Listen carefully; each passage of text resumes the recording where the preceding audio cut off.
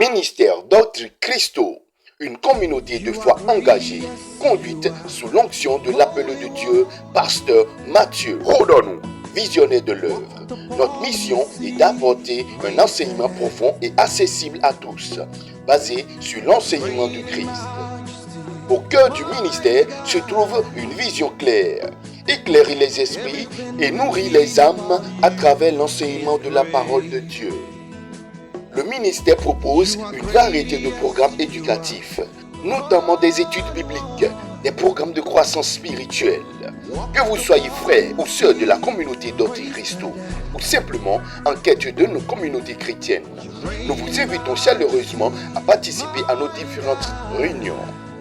C'est l'occasion idéale de se rassembler dans la prière, le partage et l'adoration. Retrouvez nos communautés au Bénin, au Cameroun, en France et bien plus encore. Nos programmes ont lieu tous les lundis, au temps de prière, tous les mercredis, un enseignement biblique via le centre de formation biblique d'Autre Christo. Tous les vendredis, un moment de prière et de partage. Tous les dimanches, un culte de 16h à 17h30. Retrouvez également nos lives diffusés sur nos réseaux sociaux, Facebook, YouTube, TikTok, les mardis, jeudis et dimanches. Pour plus d'informations ou pour nous contacter, Contact France, plus 33 07 55 88 54 19. Contact Bénin, plus 229 01 97 68 89 75, plus 229 01 59 10 88 02. Contact Cameroun, plus 237 6 98 76 99 15. Email du ministère d'autrechristo@gmail.com. Rejoignez-nous et vivons ensemble la grâce de Dieu, l'équipe du ministère. Alors, que le Seigneur soit béni pour ce beau dimanche que le Seigneur nous a encore accordé d'être en sa présence. Alors, le thème que je vais aborder par la grâce du Seigneur avec vous en ce dimanche est intitulé « Racheter le temps, car les jours sont mauvais ». Donc, le verset de référence, nous allons prendre donc Éphésiens chapitre 5, le verset 16. Et je demande vraiment toute votre attention, parce que ce sont des thèmes vraiment importants, et Saint-Esprit nous fera du bien. Donc, rachetez le temps, car les jours sont mauvais. Vous n'êtes pas sans savoir que le temps est l'une des ressources, n'est-ce pas, les plus précieuses que Dieu ait justement donné à l'humanité. Vous savez, contrairement à l'argent, contrairement aux biens matériels, le temps ne se stocke pas. Je dis, le temps ne se stocke pas. Le temps ne se récupère pas. Le temps ne se prolonge pas. Bien-aimé, vous pouvez mettre de l'argent de côté. Vous pouvez prolonger la durée d'une somme que vous avez déposée quelque part. Vous pouvez avoir un bien matériel qui va peut-être durer dans un temps. Mais le temps, n'est-ce pas, ne se stocke pas. Ça ne se récupère pas et ça ne se prolonge pas. Et dans cette verset de référence qu'on va rapidement lire, Éphésiens chapitre 5, verset 16, il dit ceci: rachetez le temps, car les jours sont mauvais. Et dans cette référence, dans cette lecture, dans ce passage, Dieu nous interpelle, Dieu nous parle, Dieu nous donne en quelque sorte un avertissement. Voyez-vous, Dieu nous interpelle sur la nécessité pour nous, en tant que croyants, en tant qu'enfants de Dieu, n'est-ce pas, de bien gérer notre temps. Pourquoi? Parce que le temps ne se stocke pas. Le temps ne se prolonge pas. Et le temps ne se récupère pas. Dieu invite chacun d'entre nous. Dieu invite ses enfants à la gestion efficace de notre temps.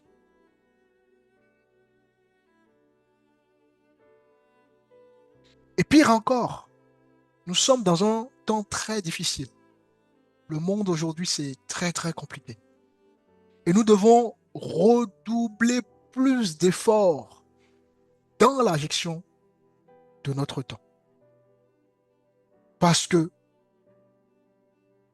je peux remettre à demain ce que je peux faire aujourd'hui, et demain, n'est-ce pas, la mort frappe à la porte.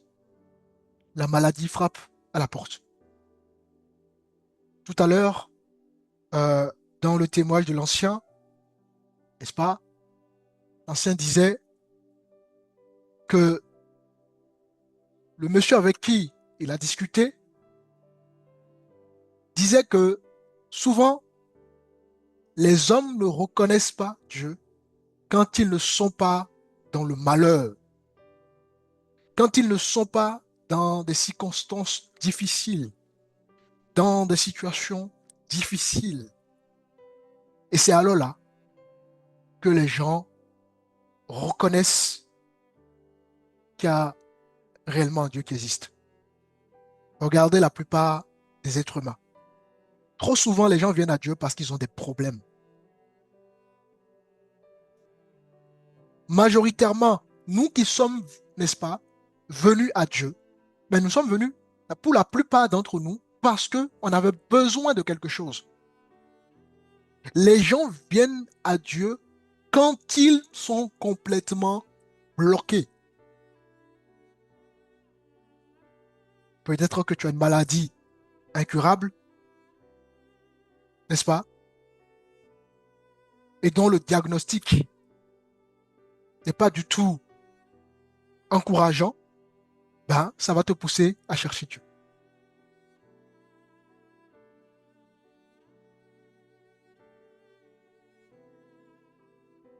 Le temps.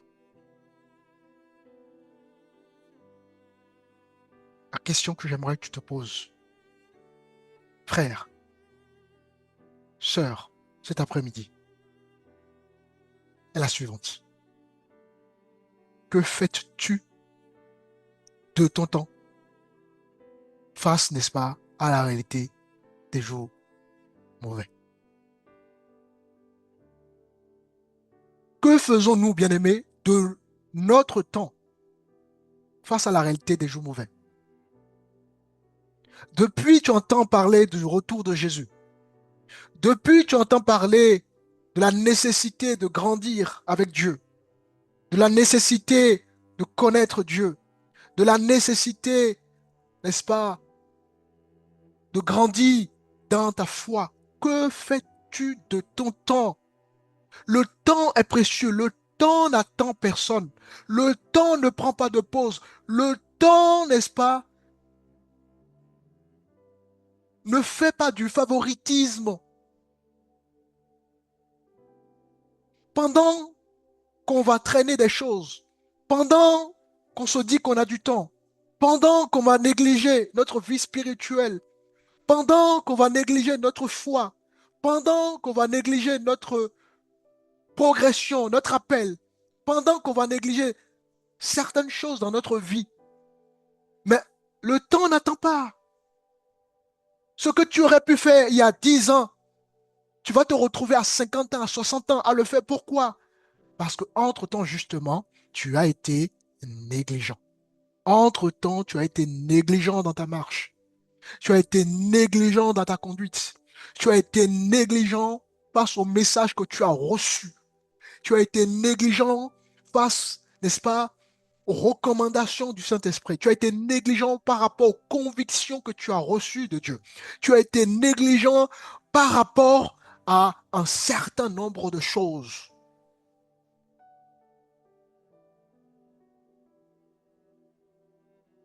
Contrairement à l'argent, le temps ne se stocke pas. Contrairement à l'argent ou au matériel, le temps ne se prolonge pas, chers amis.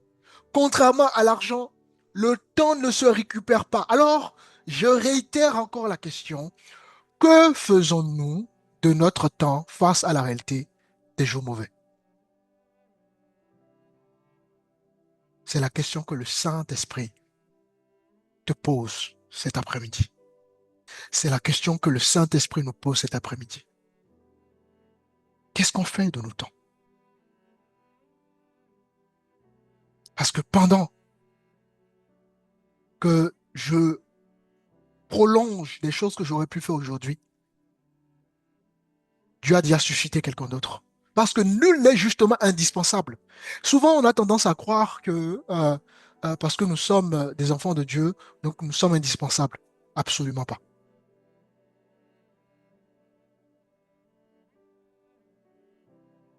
Quand Dieu insiste, quand Dieu nous appelle, quand Dieu nous parle et surtout insiste, tu as médité la parole, tu t'es senti concerné par rapport à ce que tu as médité. Le Saint-Esprit t'a parlé. Tu as reçu la conviction vis-à-vis de ce que tu as reçu. Et pendant ta vie professionnelle, il y a eu des gens qui t'ont interpellé. Dans ta famille, il y a eu des gens qui t'ont interpellé. Peut-être même tes enfants t'ont interpellé. Peut-être même ton mari t'a interpellé. Peut-être même ton épouse t'a interpellé. Peut-être même tes amis t'ont interpellé. Et tu te rends compte qu'il y a insistance. Sache que tu dois te précipiter à agir. Parce que si tu n'agis pas, n'est-ce pas, Dieu va choisir quelqu'un d'autre.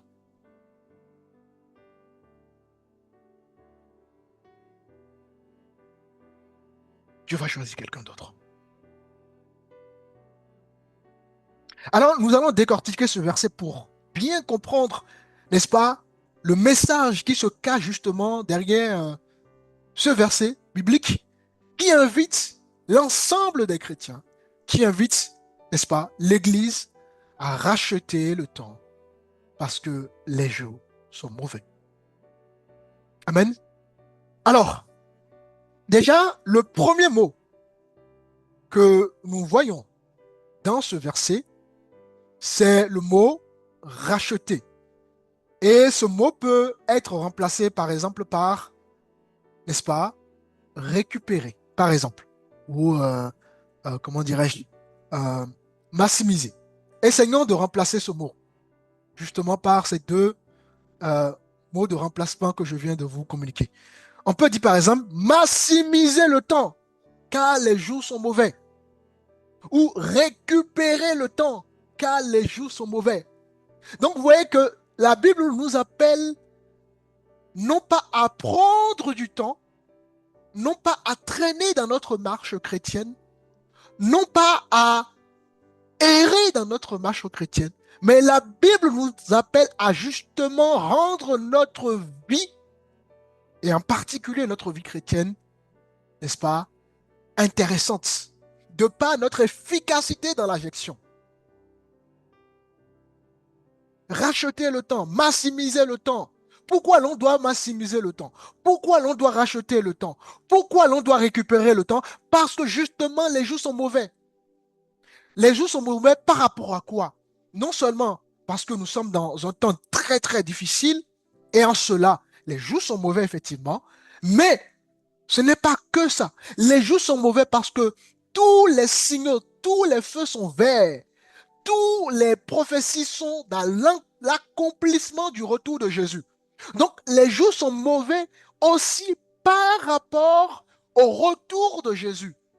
Les jours sont mauvais par rapport à l'avènement de notre Seigneur Jésus-Christ. La Bible déclare que le Seigneur viendrait comme un voleur. C'est-à-dire que Dieu viendra comme de façon inattendue, de façon, n'est-ce pas, euh, voilà, un moment où on ne va pas s'y attendre. Et en cela, les jours sont mauvais. Qui sait si après ce culte, Jésus reviendra ou pas? Qui sait si demain, Jésus reviendra ou pas? Qui sait si après-demain, Jésus reviendra ou pas? Qui sait s'il y a dans 2, 3 semaines, Jésus reviendra ou pas? Nul ne le sait. Jésus l'a dit. Seul le Père a fixé avec sa propre autorité, n'est-ce pas, l'avènement du Seigneur. Et donc, comme on ne sait pas si Jésus pourrait venir après le culte ou demain ou après-demain, eh ben, il est urgent pour nous de nous préparer. Il est urgent pour chacun de se préparer. Il est urgent pour l'Église de se préparer. Voilà pourquoi nous devons racheter le temps. Nous devons maximiser le temps. Nous devons récupérer le temps.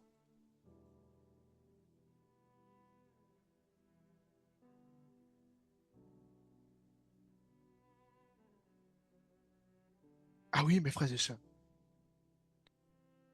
je vous parle parce que c'est important qu'on rappelle ces choses. C'est important qu'on prenne conscience, chers amis, de ces choses, les amis.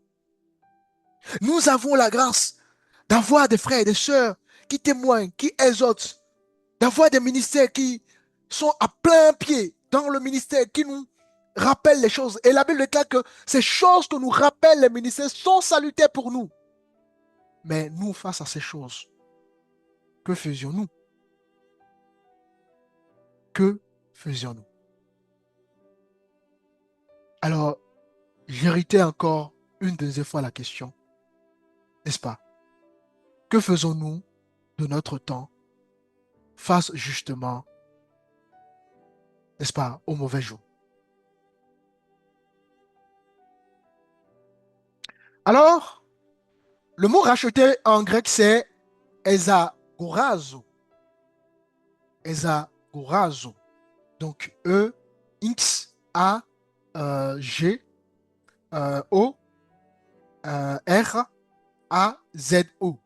Esagorazo. Et la signification beaucoup plus profonde qu'apporte justement ce mot, c'est tirer pleinement profit ou encore saisir toute opportunité.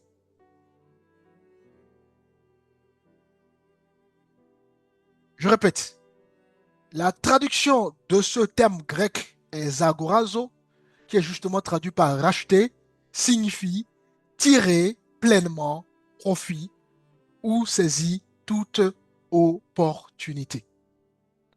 Alors, c'est à croire que Dieu veut qu'on puisse tirer pleinement profit de nos temps, n'est-ce pas? Et qu'il n'y a rien à perdre, en tout cas en ce qui concerne notre foi. Donc, je rappelle encore le terme en grec, esagorazo. D'accord? Donc, chers amis, vous aurez compris, la Bible nous invite à saisir chaque moment pour honorer Dieu. La Bible nous invite, n'est-ce pas, à progresser spirituellement, à ne rien négliger, surtout si nous avons la capacité d'être entourés des bons ministères, d'être entouré d'un homme de Dieu qui est capable de vous instruire, d'être entouré des frères, des sœurs qui craignent le Seigneur, d'être entouré d'une église qui n'est pas parfaite, certes, mais en tout cas qui veille à ce que les voies de Dieu soient respectées. Et donc, la Bible nous invite à la progression spirituelle, à la maturité spirituelle, chers amis. La Bible nous appelle à l'accomplissement de notre mission. Parce que oui, Dieu va te former, Dieu continue de nous former, mais Dieu veut aussi t'utiliser. Pas comme pasteur, pas comme un apôtre, pas comme un évangéliste, Parce qu'il ne faut pas limiter l'appel de Dieu à ces 5 ministères. Les 5 ministères sont pour l'Église, mais il y a d'autres ministères. Dieu veut que ta main soit son instrument, ta bouche soit son instrument. Mais si toi-même tu n'as pas une certaine maturité, comment voudrais-tu que Dieu t'utilise? Parce que le pasteur ne serait pas toujours là. Un jour, peut-être le Seigneur va me faire un rappel. Je ne serai plus de ce monde. Si tu veux dépendre du pasteur ou de qui que ce soit, un jour, Dieu va rappeler la personne. Et la question que j'aimerais te poser, que ferais-tu si le pasteur n'est plus là? Que ferais-tu si ton mari n'est pas là? Que ferais-tu si ton épouse n'est pas là? Que ferais-tu si ton guide spirituel n'est pas là? Que ferais-tu si ton frère n'est plus là? Que ferais-tu si ta soeur n'est plus là? Alors, comme je vous disais, racheter en grec, c'est exagorazo, d'accord? Qui signifie en français tout simplement tirer pleinement profit ou saisir toute opportunité. Et donc, vous aurez compris, la Bible nous invite à saisir chaque moment pour glorifier Dieu, pour élever Dieu, pour honorer Dieu. La Bible nous invite également dans la progression de notre marche. La Bible nous invite à être des hommes matures, des femmes matures, en tout cas, à tendre vers justement cette maturité-là. N'est-ce pas? La Bible nous invite à l'accomplissement également de notre mission. Et donc, chaque temps est à saisir justement pour vivre ces choses que je viens d'énumérer.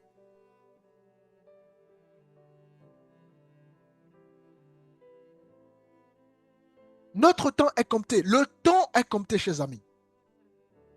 Alors, quelqu'un peut prendre rapidement le livre de Psaume 90. Le livre de Psaume 90. Et nous allons lire le verset 12. Psaume 90, verset 12. Enseigne-nous à bien compter nos jours, afin que nous appliquions nos cœurs à ta sagesse. Amen. Merci, ancien, pour la lecture. Donc, vous voyez que le temps nous est compté, chers amis. Chaque jour mal utilisé est une opportunité perdue. Enseigne-nous à bien compter nos jours, afin que nous appliquions notre cœur à quoi? À la sagesse. Notre temps est compté. Au moment où tu remets à demain ce que tu peux faire aujourd'hui, sache que le temps est compté. Au moment où tu négliges, n'est-ce pas, la maturité spirituelle, sache que, n'est-ce pas, le temps est compté. Au moment où tu négliges l'enseignement, sache que le temps est compté. Au moment où tu négliges, n'est-ce pas, la réunion de l'église, sache que le temps est compté. Au moment où tu négliges, n'est-ce pas, une directive, pardon, que Dieu t'a donnée, une instruction que Dieu t'a donnée, sache que le temps est compté. Au moment où tu favorises, tu donnes beaucoup plus comment dire, d'importance au bien matériel, à ce monde, aux distractions de ce monde, je ne sais pas quoi, sache que le temps est compté. Et nul ne sait ni le jour ni l'heure où le maître reviendrait.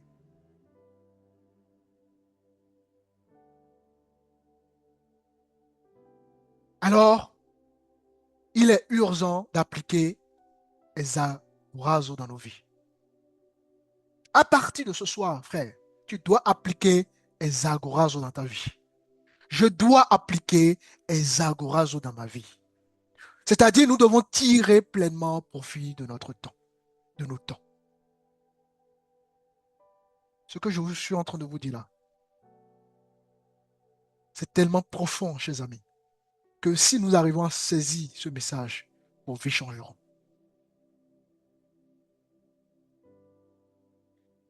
Nos vies changeront.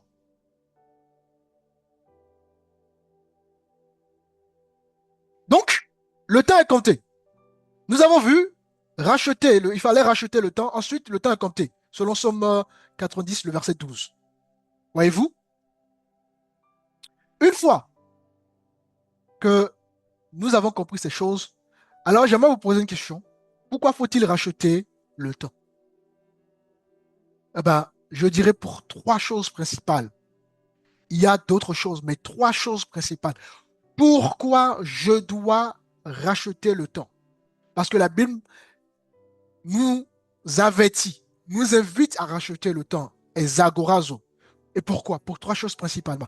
La première, parce que nous avons la réponse dans le verset, hein, parce que les jours sont mauvais.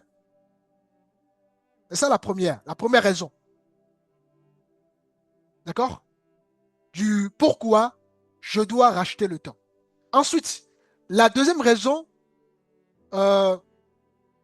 d'ailleurs, avant d'aller plus loin par rapport, je vais prendre un verset rapidement pour la première raison. Nous sommes dans Matthieu, on va faire un tour rapidement dans Matthieu 24. Regardez ce que la Bible dit.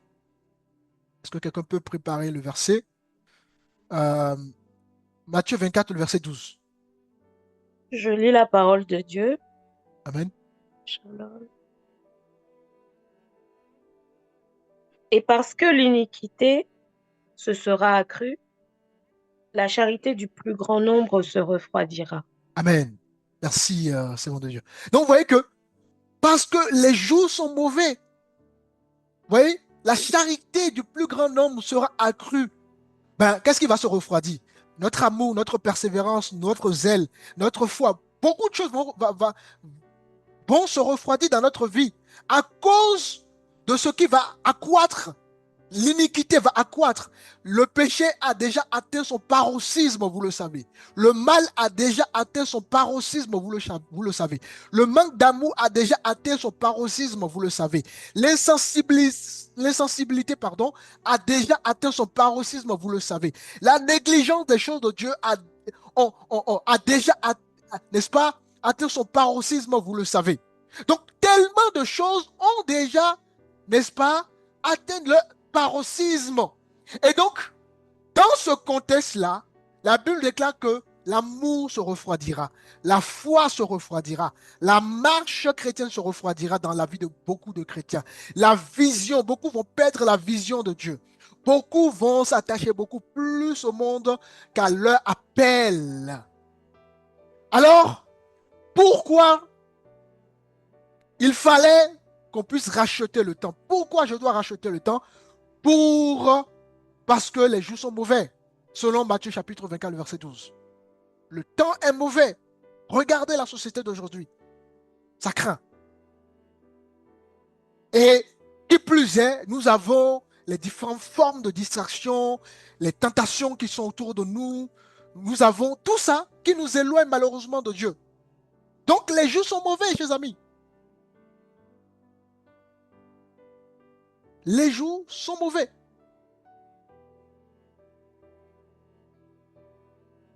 Ensuite, deuxième chose, pourquoi je dois racheter le temps, n'est-ce pas? Parce que les jours sont courts et incertains. Regardez le monde. Hier, on nous parlait de la fiabilité de certaines choses. Demain, les discours ont changé. Parce que tout est incertain. Ce qui est en place aujourd'hui, demain peut changer. Ce qui semble être une garantie aujourd'hui, demain peut changer. Qui aurait cru qu'il y aurait la guerre entre Russie et Ukraine? Il y aurait un conflit mondial. Qui aurait cru? Qui aurait cru que le monde serait dans un conflit pareil? Qui aurait cru? Donc, les jours sont courts. Non seulement les jours sont courts, mais les jours sont également incertains. Alors, nous allons prendre Jacques. Nous sommes dans Jacques chapitre 4. Jacques chapitre 4. Quelqu'un peut me lire le verset 14, s'il vous plaît? Jacques 4, verset 14. Vous qui ne savez pas ce qui arrivera demain. Car, qu'est-ce que la vie? Vous êtes une vapeur qui paraît pour un peu de temps et qui ensuite disparaît. Amen, merci. Alléluia.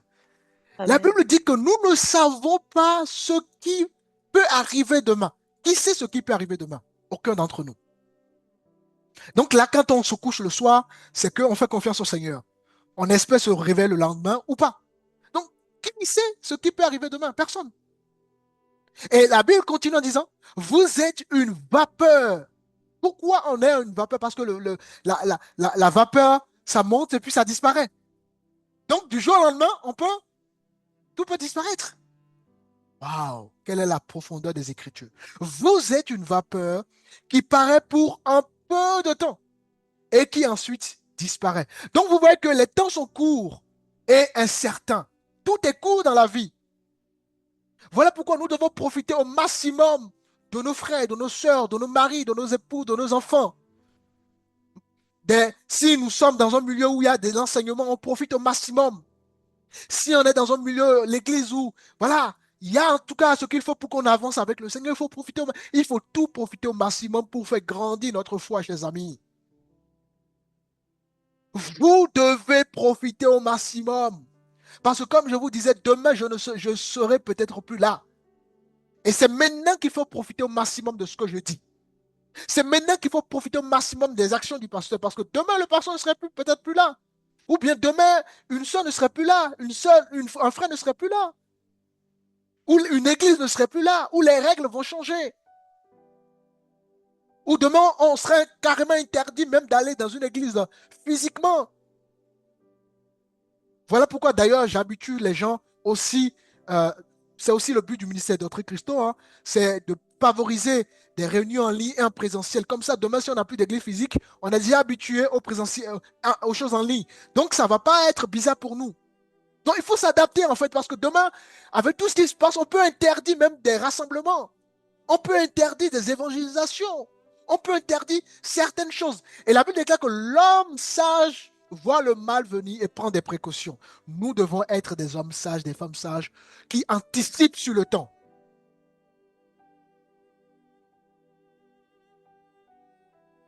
Ne vivons pas notre vie chrétienne comme aller au marché, comme aller à l'hôpital.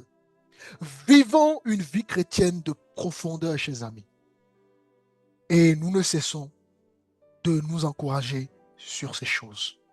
Donc la deuxième raison qui nous pousse à racheter le temps, c'est que les jours sont courts et incertains. La mort, le retour du Seigneur et plein d'autres événements peuvent interrompre notre course, n'est-ce pas? À tout moment. À tout moment, les amis. Ensuite, troisième raison qui nous pousse à racheter le temps, c'est que les jours sont stratégiques. Pourquoi je vous dis ça? Je vous dis ça parce que chaque jour, c'est une occasion divine pour nous, n'est-ce pas, de témoigner. Comme on l'a fait par exemple en ce culte, les bien-aimés ont témoigné. C'est une occasion pour nous de servir. C'est une occasion pour nous de grandir, d'investir dans l'intimité. De la même manière qu'on investit dans les projets personnels, oui, la foi demande aussi un certain nombre d'investissements. Il faut investir, il faut s'investir dans son intimité pour être capable d'être un instrument utile entre les mains du Seigneur au moment opportun. Donc, les jours sont aussi mauvais par rapport à cela. Les jours sont stratégiques pour le Seigneur.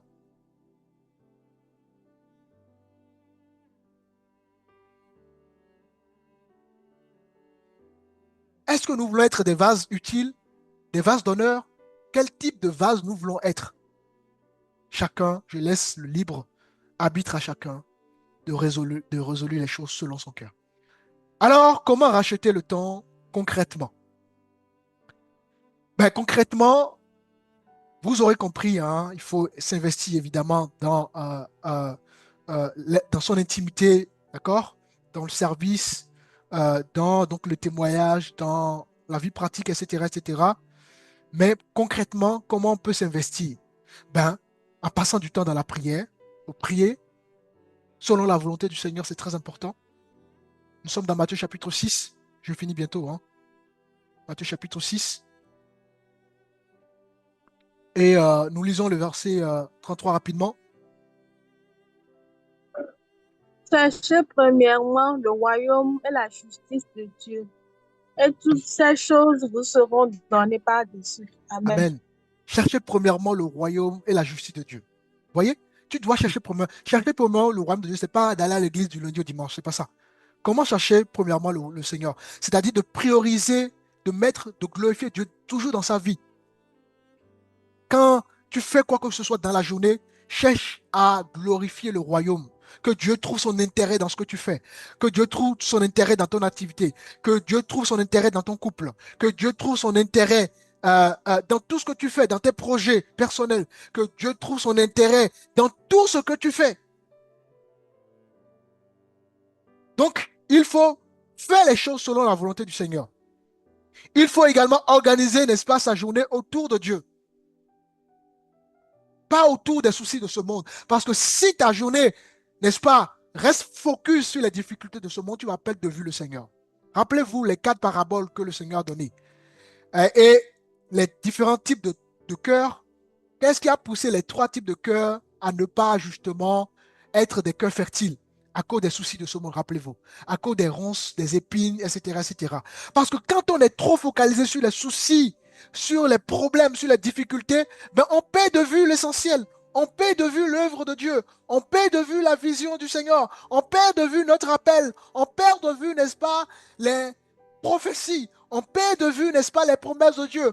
On perd de vue, n'est-ce pas, pratiquement tout ce que nous recevons de la part de Dieu.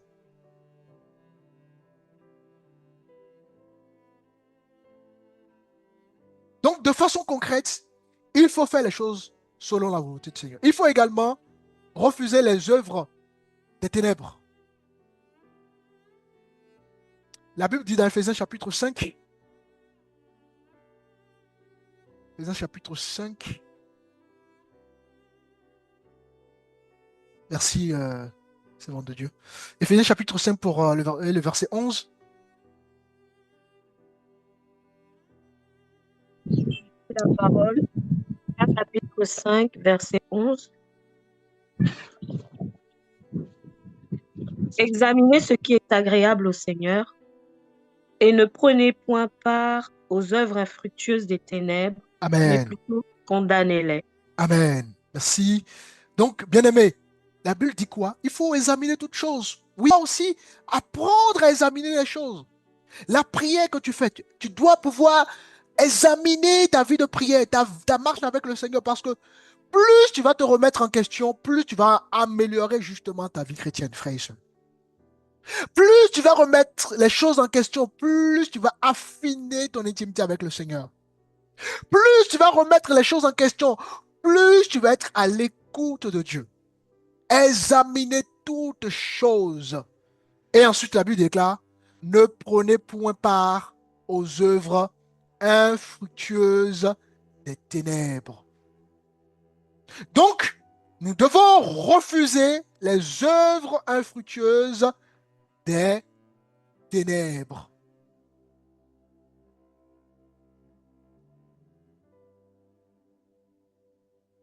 C'est la bonne manière pour racheter le temps.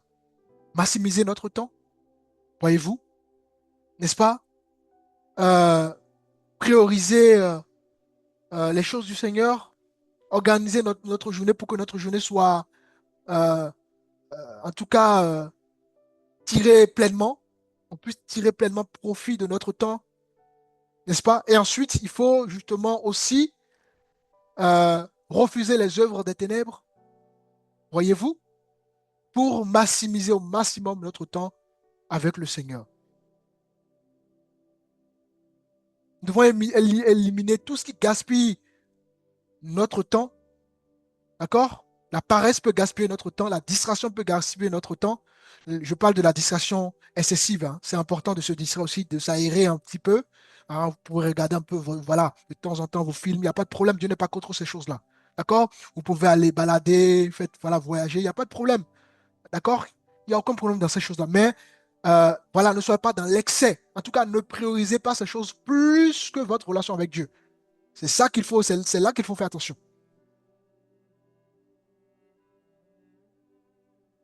Être en compagnie des mauvaises personnes, n'est-ce pas, est aussi dangereux, hein, pour nous.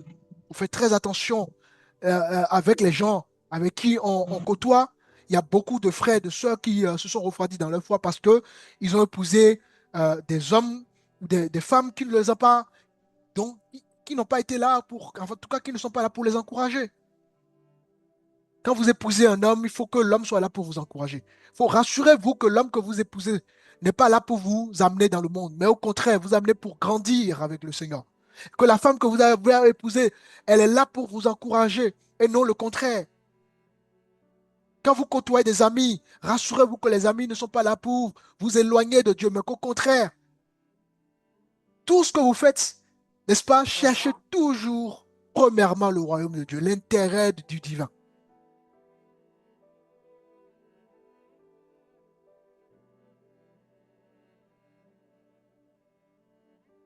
Plus vous allez entourer des bonnes personnes, des gens sérieux, des gens qui sont honnêtes, qui vous disent les choses quand il faut, des gens qui craignent le Seigneur, qui aiment la prière, qui aiment l'enseignement, qui aiment simplement Dieu, plus vous-même, vous n'allez pas vous rendre compte, vous allez être comme eux.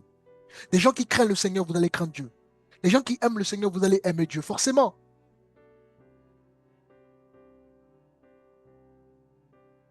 Maintenant, effectivement, on peut avoir des gens, on peut avoir des amis, des gens qui ne craignent pas le Seigneur, mais qui ont une bonne moralité quelque part, entre guillemets, parce que vous savez qu'aucun n'a une bonne moralité devant le Seigneur, mais en tout cas des gens quand même qui ont une certaine base de moralité et avec qui, avec le temps, vous pouvez amener au Seigneur, mais en tout cas qui ne vont pas vous entraîner dans les mauvaises choses. Donc, il faut veiller à sa vie, il faut veiller aux gens que nous côtoyons. Combien se sont éloignés de Dieu à cause des amis? Combien se sont éloignés de Dieu à cause des mauvaises fréquentations? Combien? Amen, alléluia. Amen, amen, amen. Combien? Choisissez la qualité que la quantité, chers amis. Ne cherchez pas à avoir beaucoup d'amis, beaucoup, non. Cherchez la qualité dans tout ce que vous faites. La qualité Amen, dans vos amen. relations Amen, amicales. amen, La amen, qualité dans vos alléluia. relations professionnelles. La qualité Amen, dans vos rapports amen, entre frères et amen. sœurs, les amis. Amen. Rappelez-vous, la Bible déclare que Dieu est au milieu de 2 ou 3 personnes. Dieu n'est pas dans la quantité. Amen, amen, amen. Alors, nous allons prendre le livre d'Éphésiens chapitre 5.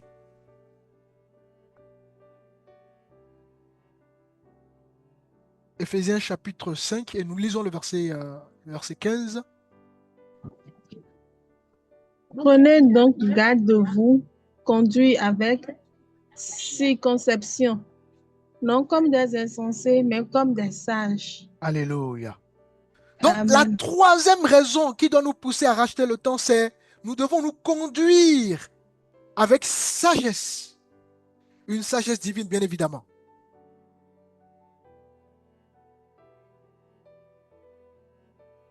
Voilà la bonne façon, n'est-ce pas, d'économiser nos temps. Conduisez-vous avec sagesse. Nous devons demander à Dieu de guider nos jours, de guider nos directions, nos choix de vie, pour discerner justement, n'est-ce pas, ce qu'il faut selon les temps. Parce que chaque temps, regardez ce que la Bible déclare. Merci Seigneur. Nous sommes dans Romains chapitre 12. Regardez ce que la Bible dit. Romains chapitre 12. Nous allons lire le verset 1er. Au nom de Jésus-Christ. Amen. Romains 12, verset 1er. Je vous exhorte donc, frères, par les compassions de Dieu, à offrir vos corps comme un sacrifice vivant, saint, agréable à Dieu, ce qui sera de votre part un culte raisonnable. On continue. Verset 2. Ne vous conformez pas au siècle présent, mais soyez transformés par le renouvellement de l'intelligence, afin que vous discerniez quelle est la volonté de Dieu, ce qui est bon, agréable et parfait. Merci, c'est bon du Seigneur. Alors, vous voyez qu'il y a 3 choses ici. Il faut discerner ce qui est bon. Il faut discerner ce qui est agréable. Il faut discerner ce qui est parfait. Donc, il y a chaque chose en son temps. À chaque temps, à chaque période, n'est-ce pas, a besoin d'un discernement. Le temps dans lequel nous sommes, quel discernement nous devons avoir? Qu'est-ce qu'il faut avoir comme discernement? Parce que le temps d'aujourd'hui, ce n'est pas le temps il y a 10 ans, il y a 20 ans, il y a 30 ans. Les gens qui sont plus âgés parmi nous ici nous diraient certainement que en 2025, à leur époque et aujourd'hui, c'est pas la même époque. Les choses changent, le temps change, les amis. Tout change. Donc nous devons discerner par la parole, avec la parole de Dieu, n'est-ce pas? Eh ben, ce qu'il faut en son temps. Et c'est ça, justement, la sagesse. Ensuite, nous devons saisir les opportunités spirituelles.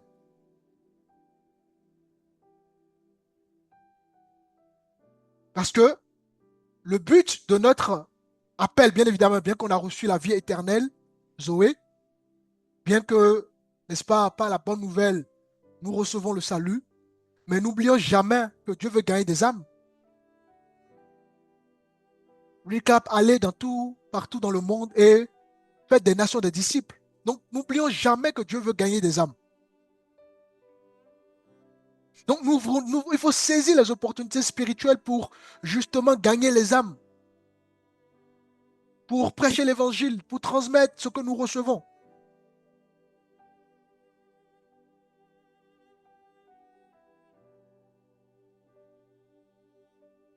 Alors, je vous dis encore, bien-aimés, les jours sont vraiment mauvais. Et vraiment, c'est une invitation, ce terme de ce dimanche. Vraiment, le Saint-Esprit lance une invitation pour nous encourager encore à restructurer nos vies, à restructurer notre marche avec lui. Il faut plus, après cette prédication, vivre dans la légèreté par rapport à certaines choses. Nous devons véritablement tirer pleinement profit de nos temps et que le Seigneur puisse toujours trouver son intérêt dans nos vies. Et la manière dont nous devons gérer notre temps, n'est-ce pas? Ben, je l'ai énuméré avec vous. Évidemment, hein, il y a beaucoup de choses à dire à ce niveau, mais je pense que voilà, l'essentiel, vous l'avez saisi. Il faut véritablement qu'on soit réveillé et qu'on rachète véritablement le temps. Et parce que voilà, les jours sont vraiment mauvais, chers amis. Et, s'il y a des domaines de nos vies où nous perdons du temps inutilement, ben, vous aurez compris, c'est le moment, n'est-ce pas, d'y travailler.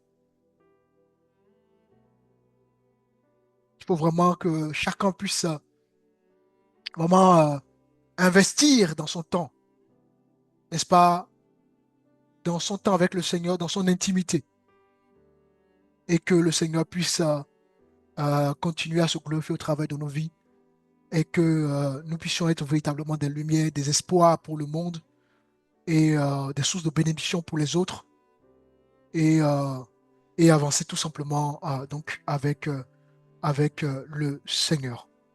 Et donc voilà, je vais m'arrêter là pour ce message.